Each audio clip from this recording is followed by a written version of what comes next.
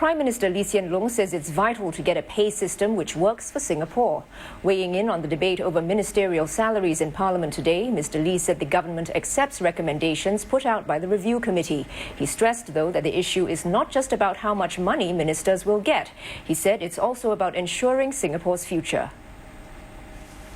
Prime Minister Lee Hsien Loong said he's grappled with the issue of salaries his entire career. He acknowledged that for many Singaporeans, ministerial pay remains an issue, and it all came to a head in the 2011 general election. These are not issues easily settled in the heat of a campaign, and we certainly do not want an auction to the lowest bidder.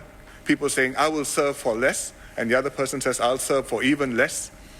And you think that if you choose the cheapest one, you get the best value for money. Mr. Lee explained why pay is critical to Singapore. Because pay goes to one of the core requirements for Singapore, to assemble the best team to serve Singapore. And if you have the wrong system of pay, you will have the wrong team. As Prime Minister, Mr. Lee said that is his constant worry. He cited how some of the current office holders were recruited and said he never discussed salaries with them. But Mr. Lee questioned if Singapore can risk its future on the assumption that salaries do not matter. Grace Fu was completely right in this point when she posted on her blog to say that this salary revision is okay, but if you go too far, I think that's going to be a problem for many Singaporeans. She got flamed online, but she was right, and she was honest to point this out.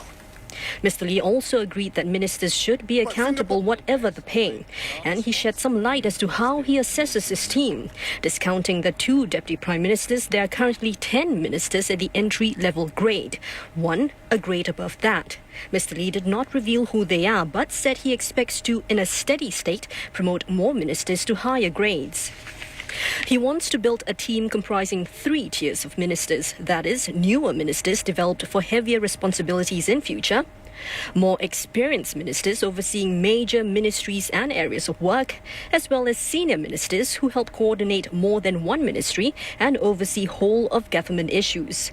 Mr. Lee stressed that Singaporeans must evaluate ministers fairly. He said they cannot expect ministers never to make mistakes, and he gave the assurance that action will be taken against those who do not perform. If a minister is negligent or dishonest, then of course he has to be sacked. I have not had to do that.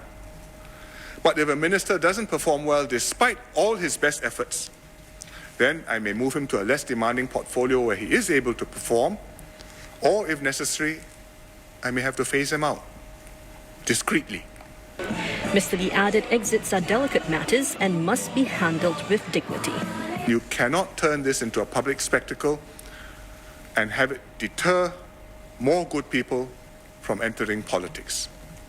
Mr. Lee also explained why it's not possible to have a preset formula to determine the performance bonus of ministers. He said each minister has a different set of responsibilities, and how he assesses their performance is by making a subjective judgment and then consulting his senior colleagues.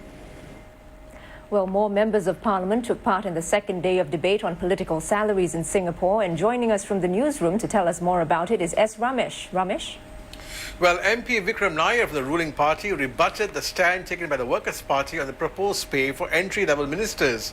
Now, the Workers' Party had proposed that MPs receive a monthly allowance of 11,000 and that an entry-level minister's salary will be 5 times an MP's allowance. But Mr. Nair argued that this would mean that an entry-level minister's pay would be $55,000 a month, and that's similar to the level being proposed by the review committee. Now, several PAP MPs spoke about current salaries of top civil servants like permanent secretaries, and they were concerned that such officers who may be earning more than ministers would have to face a salary cut if they chose to enter politics in future. Now, Parliament continues tomorrow when Deputy Prime Minister Teo Chee Hean will address specific issues raised by the MPs and wrap up the debate. His speech will be carried live on Channel News Asia.